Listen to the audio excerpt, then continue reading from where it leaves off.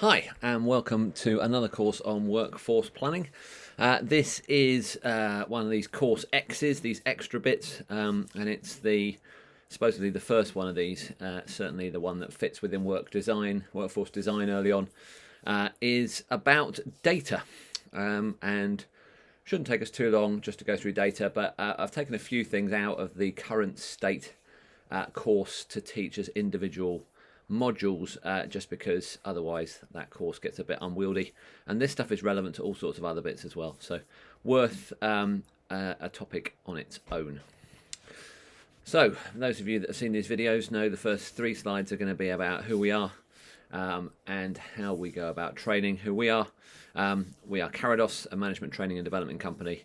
We focus predominantly on workforce planning, cost control, customer service and general management skills. What we're about is trying to actually develop the skills of health and care managers. We also run in the workforce planning sphere the Workforce Repository and Planning Tool, WRAPT, which we do with Lancashire and South Cumbria NHS Foundation Trust and Health Education England.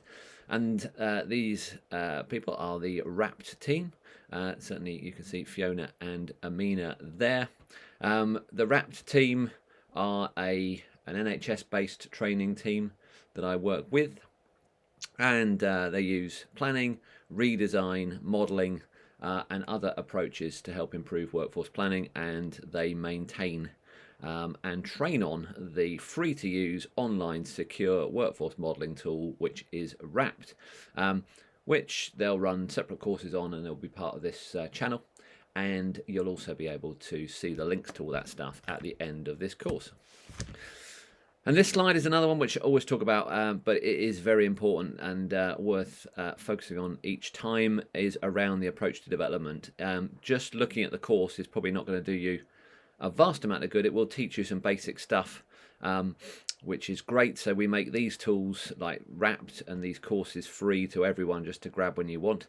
But you're also going to need to put some capacity to it yourself. You're going to need to actually take time to do the training, but you're also going to have to take time to practice it, and to really get under the skin of some of this stuff. You also need to get engagement on this from whoever's time you're using. If it's your own time, lovely, but if it's the time of your organisation, your trust, your system, your practice, your local authority, or whatever it is, you really want to do this as part of something that's going to be useful to them.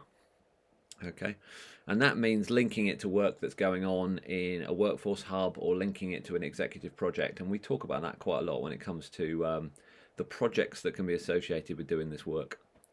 And at the tip of that, well, I think it's a pyramid, I think it's a tetrahedron, I think it's a pyramid. At the tip of that is the project, and what you need is really a reason to learn, a chance to practice, and something to prove success on. And that will help embed your learning and actually teach you how this works in real life. So if you're going to develop properly, it's great looking at these courses, but you really need to think about some of these other aspects as well. Cool. So what's this module covering? Well, it's part really of how to redesign workforce, but it's also going to be useful for later on in terms of how to develop a workforce plan.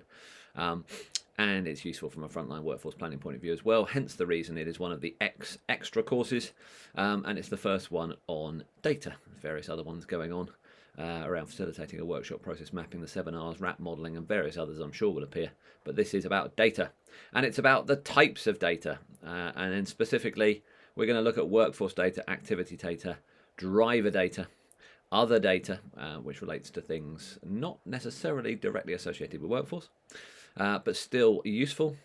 We're going to talk about WRAPT modelling data, how you collect a data set, and we're going to talk about budget versus reality, and all the various things in between. So that's why we're here and what we're going to talk about. That's where it fits. So as part of the redesign program, you've got the 5 core bits: scope, understand current state, develop future state, model future state, and implement. This is data. It sort of fits round about the understand current state sort of time as a standalone course.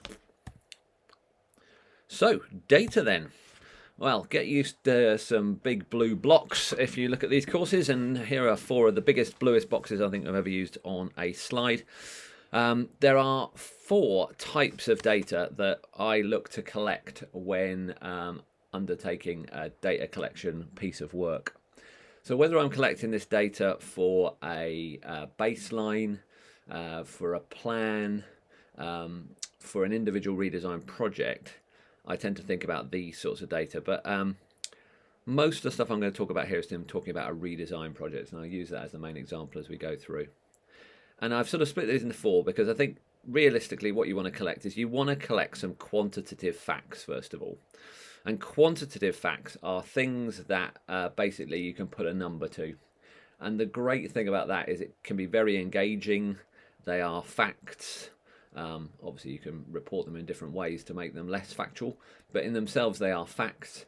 And they are the sort of thing that can really engage people in change and can be used as metrics later on. So quantitative facts are important. The number of staff that you've got, the percentage of turnover, the location of staff. These are all examples, and we'll talk about them in a second.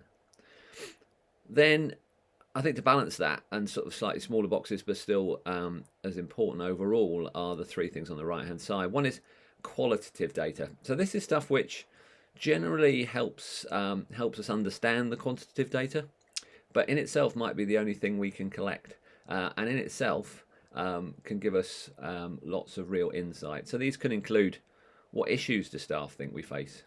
They can include staff survey results or leaver interview results, things like that. So there's qualitative data. It's not necessarily fact. It can be opinion, it can be a view, it could be a fact. So I call that qualitative data. Then the other stuff you need to collect is good practice. It's the sort of stuff that will help you to think about the future in a different way, and help you understand what you've currently got. So good practice information, we'll talk about getting it from STAR, getting it from the internet or wherever else, but good practice information that says, hey, this is what this is typically the number of people you'd have in this area, or this is a new role that you might want to consider. Collecting that sort of good practice stuff is useful data.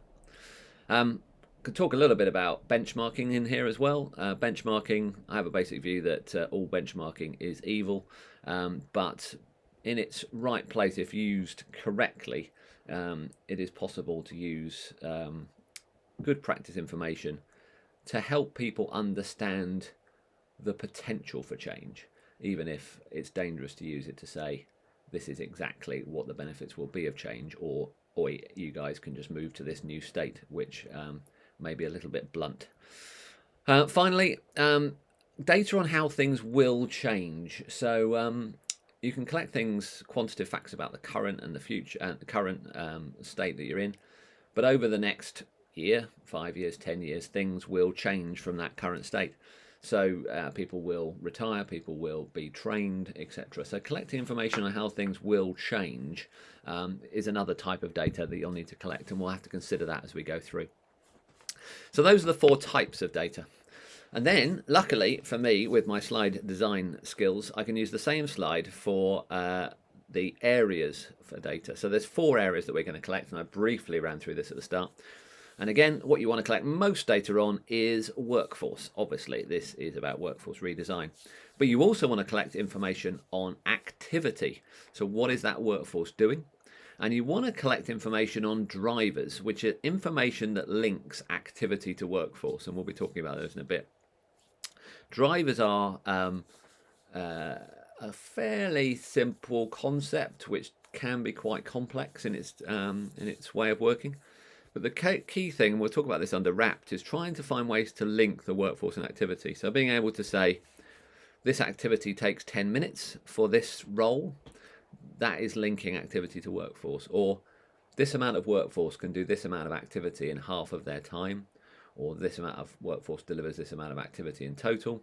That is driver information, and that is really useful when it comes to modelling, so that you can connect changes together. And finally, there's other data. And other data is stuff that doesn't necessarily directly relate to activity, workforce and drivers. This is things like locations, which may be more in the estate sphere. It can be about process, which you could argue is more in the process sphere. Well, it is in the more process sphere. You could collect things around the equipment they use and the digital tools that people use. These are all things that fit within the other category. And that plays into the conversation we've already had earlier on about, or certainly in the redesign course, about the fact that workforce redesign relies on redesign of more than just workforce. It's about the redesign of processes, because if we have more effective processes, we may need fewer staff to deliver them. It means looking at equipment, because if we have more efficient equipment, or if we use robotic process automation or artificial intelligence, it would change the makeup of staff we need. As will estates, as will organisational structures, because if we've got fewer teams, then there'll be fewer handoffs, fewer tasks, potentially slimmer management, blah, blah, blah. So this stuff, workforce cannot be done in isolation. It has to be done within other areas. Now, of course, you may be running a workforce program which fits within a wider program, and they may already have collected that data. That is wonderful, but you still need to collect it together, because you're going to need it in your redesign workshops. So those are the 4 areas of data. Now, single big blue box. This is the point at which I probably in vain ask you to think about what data you might want to collect for your project. Or for any project, really, I suppose, at this point, is think about what do you think would be in the... could you try and think of everything you might want to collect from a workforce point of view? Everything you might want to collect from an activity, from a driver's point of view, from an other point of view. Otherwise, it's just going to be me reading a list of data, which I'm going to do.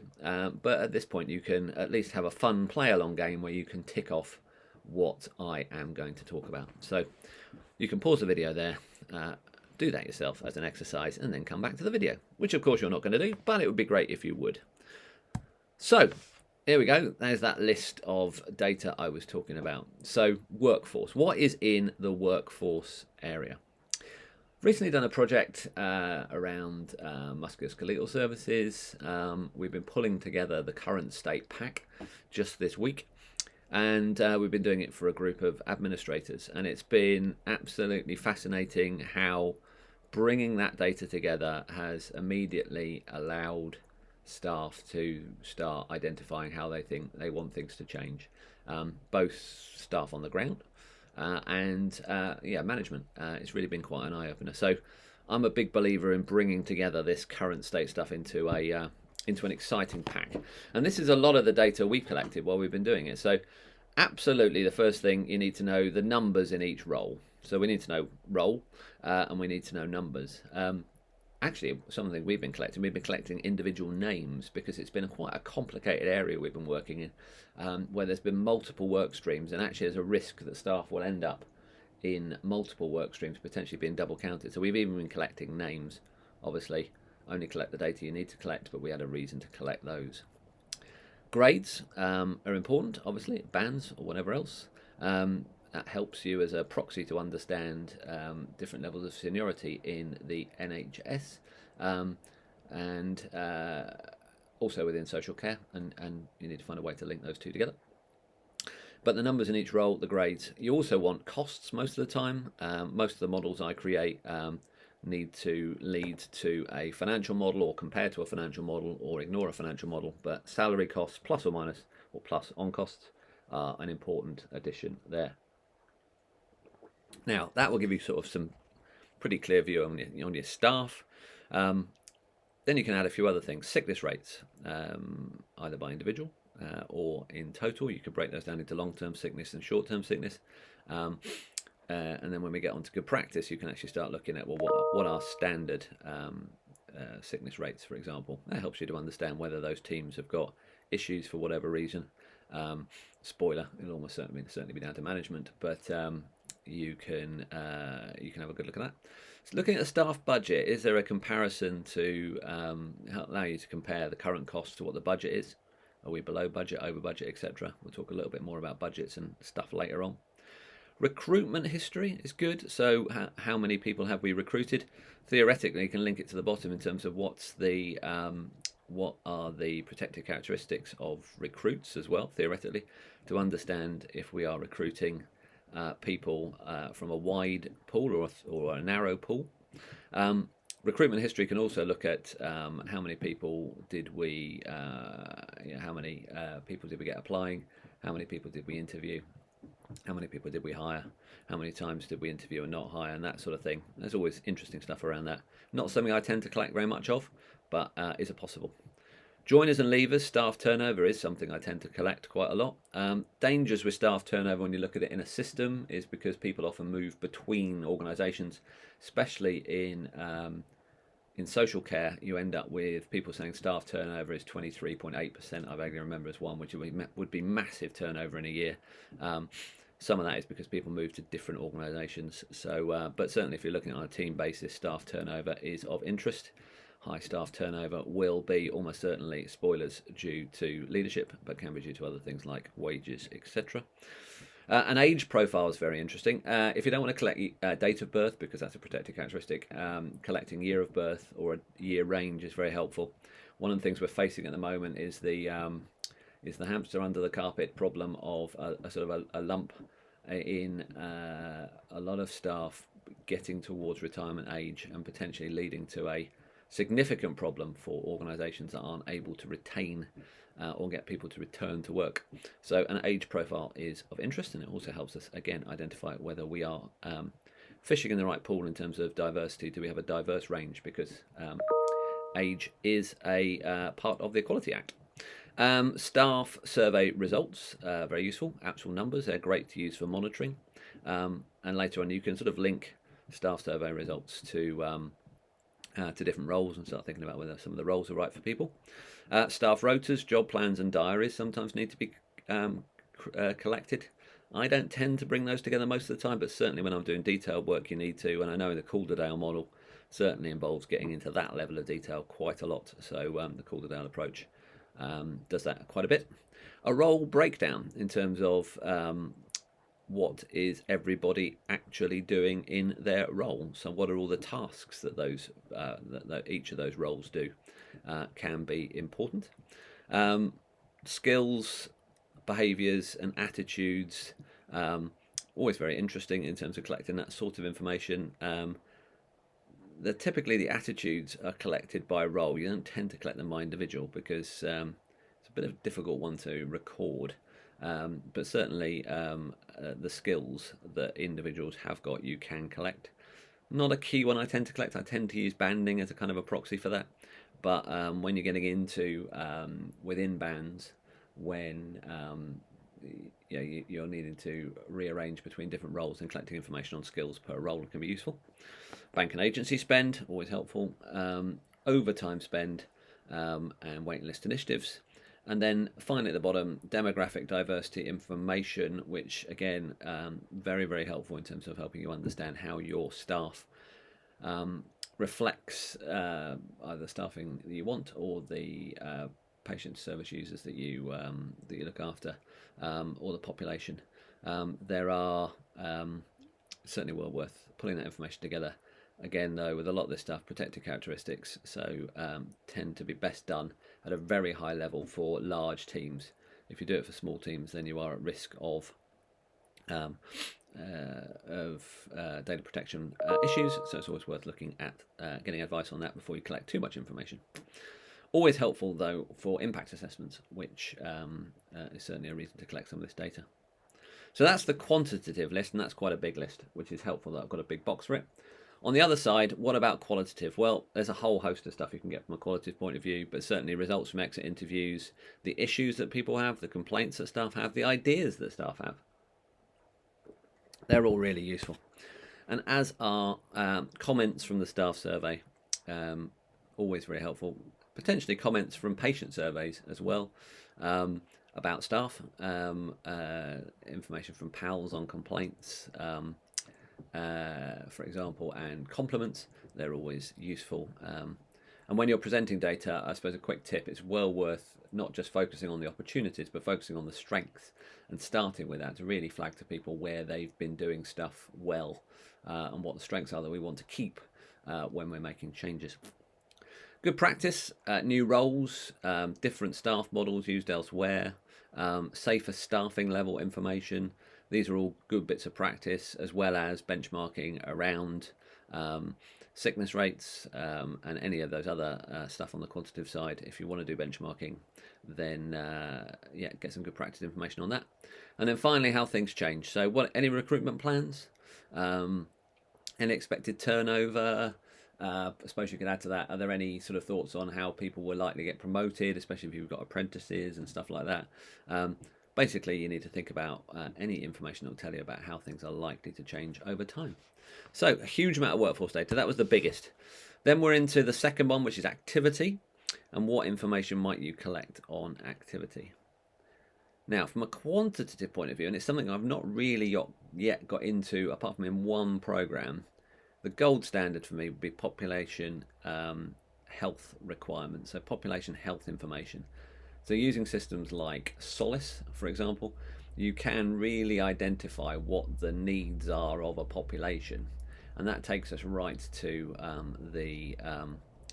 the start of things in terms of what should we be focusing on. In reality, most of the time we focus on actual activity, so we focus on what comes through the door, but we might also want to collect conversion and dropout rates and patient experience data. And then the one I missed at the top, a complete view on the population at the moment. Basically, where are all the population and who are all the population gives us a view on our overall set of service users.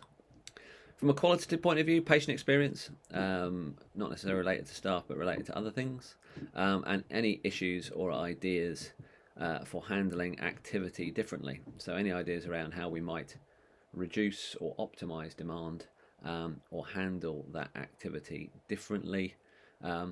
Activity has two things. One is its number and one is how long it takes, which you can put in the process box if you like. But basically, making sure that what you receive is good quality when you receive it, for example, might be an idea for handling activity differently. Teaching the people that send your activity to do it properly rather than you solving issues with everything you get could be a key part of that. Good practice, any benchmarking around any of that stuff. And then how things change. Activity and demand projections for the future. Is population going to go up? Is a particular part of the population? We're expecting birth rates to go up if that's relevant, etc., etc. So any activity or demand projections you can get are particularly useful. You have to excuse me, I'm having a cup of tea, as all professional people do when narrating courses. So let's talk about data drivers. So these are the thing between each one. In reality, what you're trying to collect is basically, what I try to collect is what percentage of time each role spends on each activity. So we're trying to break down their role in terms of the percentage of time they spend. As I said earlier, you could collect how long does each thing take, which will help us to get to a percentage of time each role spends. But that has some dangers, which we'll talk about in the modelling section. It has some benefits as well, but we'll talk about that when it comes to modelling. So you might want to collect a percentage of time. You might want to collect how long everything takes. But if you're going to do that, you also need to collect what are all the things they do that are not directly related to activity, such as break times, holiday, etc. So we'll cover that under modelling.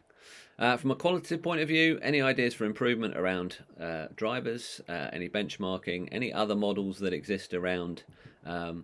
If people have already developed workforce models, then you can have a look at how much other people deliver for the same staff and with which roles, etc. So, but most of the stuff here, drivers, are fairly simple, collecting a percentage of time each role spends on each activity. And then there's a whole host of other data that you might want to collect that really might help the conversation. And again, quite a big list. So organisation charts, because they help us to understand how distributed the team is, what sort of level of management the team has. If we're looking at a group spread over 8 or 9 different teams over 3 organisations, then maybe that gives us an opportunity to bring it together into one team.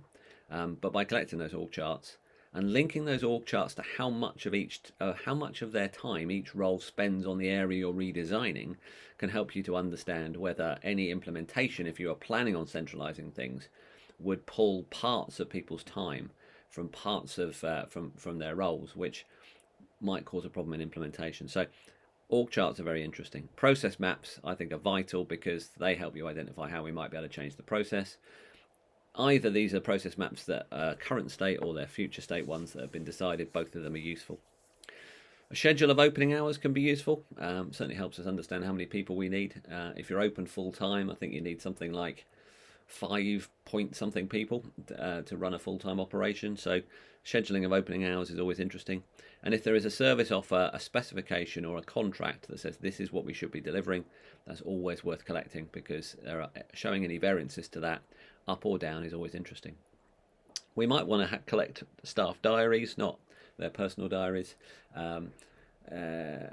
but obviously, but their work diaries in terms of what people do. That can be useful. We almost always certainly want to link what digital tools people use, what systems are they using, because again, multiple systems can be a problem in terms of redesign, but also for implementation. But looking at, I'm looking at the minute, some people are using typing systems, others aren't. Some people are using Word, some people are using SpeechWrite, etc. So there's all sorts of different ones, and that helps you identify differences in how long it takes people to do things, and maybe help you to come up with some staff efficiencies improvements later on. Equipment lists, estates, as in what buildings are people in, but then also location maps, staff locations, possibly where they're based, but also where all our main base is. That can be really helpful again, and especially if you're dealing with sort of with any staff member, you can't assume people will just naturally want to move to single places, to a gigantic centre somewhere differently. But certainly, as you get into some of the bands, you certainly want to be really thinking about what the impact is of moving. So understanding where people are currently based, potentially understanding vaguely whereabouts they live, might also be of interest. I've never gone that far, but hey. But also where patients and your service users are can be useful collecting that information as well. And I've quite often done that in redesign work. Qualitative stuff you want to collect. Again, issues, if people want to talk about what issues there are, what strengths there are, as I've said, and any ideas for improvement, all worth collecting. It does half your work for you. The old adage of a consultant is that you give them your watch and they tell you the time. Is a little bit accurate and a little bit unfair, because actually ideas for improvement, the ideas that the staff have, if you haven't been bothered to listen to them, well, it's your own lookout, because the ideas that they've got are often the best ones, or certainly often good ones, and they're easier to get implemented because people want to do them rather than ideas you come up with yourself. Good practice, other models, any other models that exist at the moment. Also doing a PESEL analysis, which stands for Political, Economic, Social, Technology, Legal and Environmental. Getting a team to go through a view on where are the, what are the potentials for the future, what might happen, could really help you think about your team for the future. If we're expecting technological changes, legal changes, economic changes, by political, certainly that can drive the amount of budget you get, for example. There's a whole host of different things you might want to think about in the future and can be really helpful when planning your future state. And the same goes for the SWOT analysis, which stands for strengths, weaknesses, opportunities and threats. It's a great way of getting out views on what's currently strong about the process, what's weak about it, that's our issues in some respects, what our opportunities are, which often get forgotten, so what might we want to do, and threats, as in looking forward, what might cause us a problem if we don't adjust it now, and that might have some relevance for our staff going forward. Finally, how things change. So any predictions for technology, bringing in a futurologist to talk about what's going to come up next, wandering around an innovation fair to think what's coming, and might help you start thinking about things for the future, and any planned changes in the system or the organisation will also be useful in terms of thinking about how you respond to stuff. So not strictly speaking workforce, but all of this stuff has an impact on workforce and is well worth thinking about when you pull your data together. Right, a quick spotlight on what you need for the WRAPT tool itself. Now, WRAPT, as I've said, is the Workforce Repository and Planning tool. It is a tool which combines a workforce repository, as in a set of information around workforce and activity, and it allows you to do some scenario planning, which you do by linking workforce and activity together with this thing called drivers. And it says if activity goes up, if activity goes down, if our staff numbers were to reduce, if our we were to become more or less efficient, what would the impact be on activity and or workforce? It's a very nice tool. It is online. It shouldn't have any errors in it, fingers crossed, which is not something you can often say about self-made Excel models. It is secure. In regards to you can hold it there and shouldn't lose your data, which might not always be the case with Excel, especially if you accidentally password protect it and forget the password. So there's all sorts of benefits to it. It has GDPR built into it. So WRAPT as a tool is quite a handy little tool for modelling workforce and activity. And Fiona and Amina will be providing training courses on this channel on it. Whether you're going to use WRAPT or not, though, it's quite interesting to think about what's the minimum you need to collect in order to do what I would call a basic workforce model, which is one where you can say, what if activity changes? What's the impact on staff? What if efficiency changes? What's the impact? So basically what you need is, on the workforce side, you just need an organisation hierarchy. Helps you to build org charts from it. That helps you tell you where people are. So that would be, what system you're in, what trust you're in, what division you're in, what directorate you're in, or what PCN you're in, or what team you're in, or whatever. It's an organisation hierarchy. You want some description for the role. You want a title for that role. Those two things are pretty much the same, title and or role. You want a staff grade. So what band are they in? That does help for costings, and helps for various other things as well. You want a number, as in how many of them there are. You can put headcount in, but just WTE is really what you need. Certainly adding a salary is helpful from a costing point of view, because with spinal points and everything else, salary is not necessarily completely attendant to band. And a cost centre or an individual that helps set exactly what team they're in. That's the minimum you need from a workforce point of view. From an activity point of view, you need to know what the activity is and how many of them they do. And then the drivers is linking it by the percentage of time of each activity undertaken by each role. So that is the basics that you need for a WRAPT model, those three things. We'll go into WRAPT modelling a lot more. As I say, you don't need to use it. And even if you're using Excel, this is quite handy. But that's your basic minimum. So if you're collecting a data set for a workforce model, it's this sort of thing you tend to need to include. You can tell that on my left-hand side I've put an unlikely group of people together, but I'm just desperately trying to show that this is not just for health, it's for care as well. It's not just for acute trusts, it's for community, it's for primary care as well.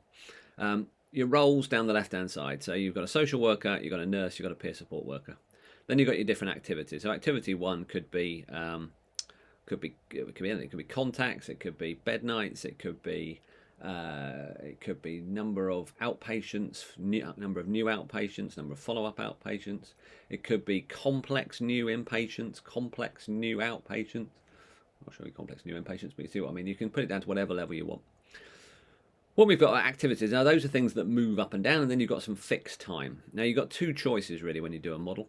You can either put fixed time in, and then you've got, so in the right-hand side, so you can say, right, 50% of my time is fixed, doing something else, and 50% of my time flexes. So basically, if activity doubles, I am going to need, if my activity goes up, I'm going to need more social workers. If my activity goes down, I'm going to need fewer nurses, etc. That's the way it works at the moment. Now, fixed and activity work pretty much the same way. So if I was to describe, as I have done with a peer support worker, that none of their time is fixed, that all of their time is movable through activity 4, then I've basically got one whole-time equivalent delivering that activity. If I am a social worker with activity 1, I've essentially still got one whole-time equivalent delivering that activity, because they are delivering that and the fixed. But if they have multiple activities and fixed activities, then that can change things slightly. So you've got a choice really as to whether you put your fixed, whether you put things as fixed or all variable. but in reality it doesn't hugely matter. So as long as it adds up to 100%, you're okay. Clearly on there at this point. So that's it there. Now, if people spend their time on other tasks, so if they're spending their time on, let's say, non-MSK activities, and this is an MSK model, then you need to reduce the amount of whole-time equivalents that they are. So in this particular case, your social worker probably should have a column for whole-time equivalents in there. You'd have to bring the whole-time equivalents that they were spending on this activity down. Okay. Or you could add a column which is for non-MSK activity, and that would allow you to also see that. Okay, the key things are you need workforce, you need drivers, and you need activity, and that allows you to set various different options, and in terms of what if you make changes. So that's how you drive your model. So that's what you need for a workforce model. I think finally, worth discussing this one topic, which is budget versus reality, because you need to think about what you're collecting when you are collecting data. So from an activity point of view, there are 4 different things that you can actually collect. You can collect the needs of the population. So either population information or population health information will help you to understand, technically population health information will help you to understand what does the population actually need, what should we be doing with patients. Now, that does not necessarily relate to demand, because that demand is what presents to us, as in what is the demand that actually turns up and presents itself to us.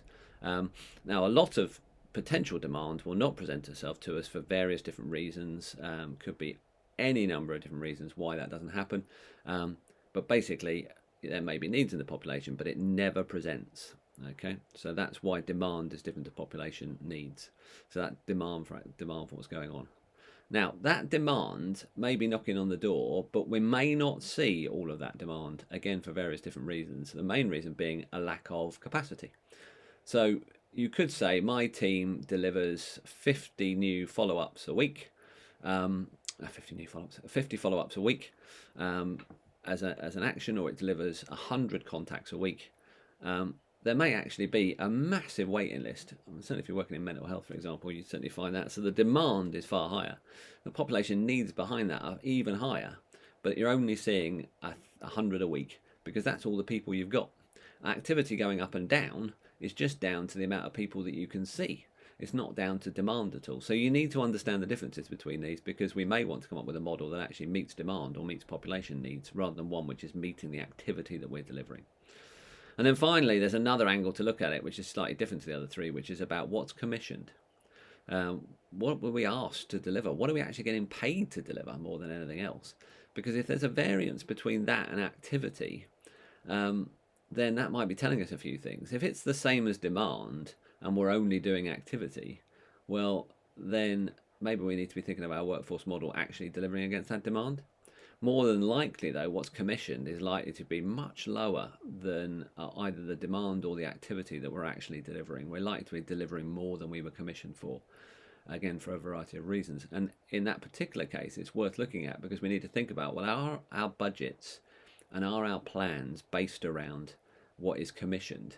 Because if they are, we're always going to be putting our staff under stress. We may not be providing the right outcomes for patients. And certainly won't be for staff. So the key thing there is to think about is, what can we do about that demand coming through the door? Can we work with our commissioners to say, right, how do we change this? How do we bring this down? What can we put in place to stop this coming through the door? Because, to be honest, commissioners will want to see that come down as well.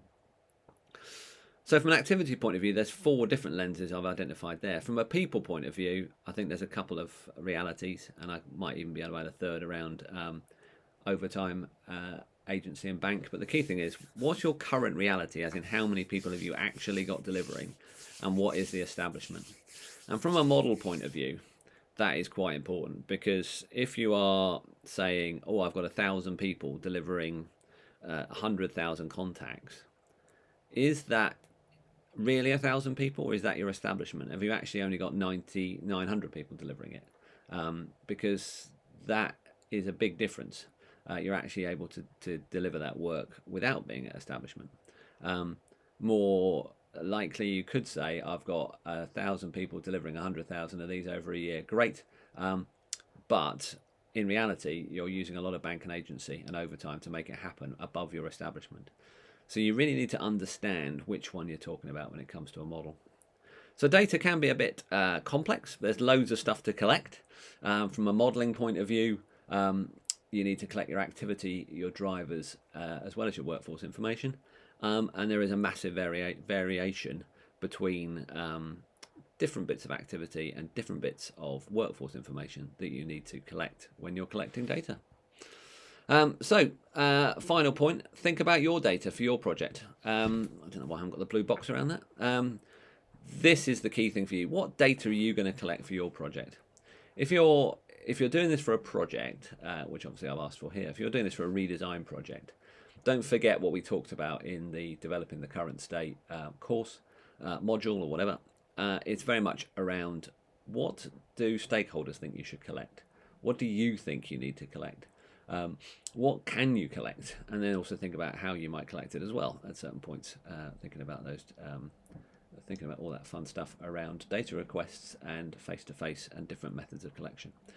But think about what data you're going to collect for your project, your workforce, your activity, your drivers and other data. And then we'll talk about how you might present that later on in another course. Cool. Okay. Well, that's it. That is everything on data at this point. We'll go into use of that data in the more of the redesign course in the current state. Obviously, your next sessions you can do is you can continue that WRAPT redesign course or think about WRAPT Hub, WRAPT Plan or WRAPT Frontline. For you to think about next steps. From a resources point of view, register to the WRAPT tool if you haven't already done so. That is available with that link there. You can buy the Bumper Book of Health and Care Workforce Planning. It's currently May 21 when I'm recording this. It was due out in May 21 and I've still got a few days to get it sorted and onto Amazon, more likely June I think now. Visit the WRAPT website, or you can visit the Carados website, or you can visit the Health Education England workforce planning pages for lots of wonderful stuff on workforce planning. Thank you again for listening to me. I hope you found that useful. If you've got any comments or questions, I'm well aware I slightly didn't go into and probably quite enough detail around the activity and drivers, and may deal with that in a future course. In fact, we'll deal with that in the modelling courses. But if you've got any other comments on anything else you want to see, please do all of the social media stuff of subscribing, liking, sharing, commenting, whatever else you can do. All right, have a great day. Speak soon, guys.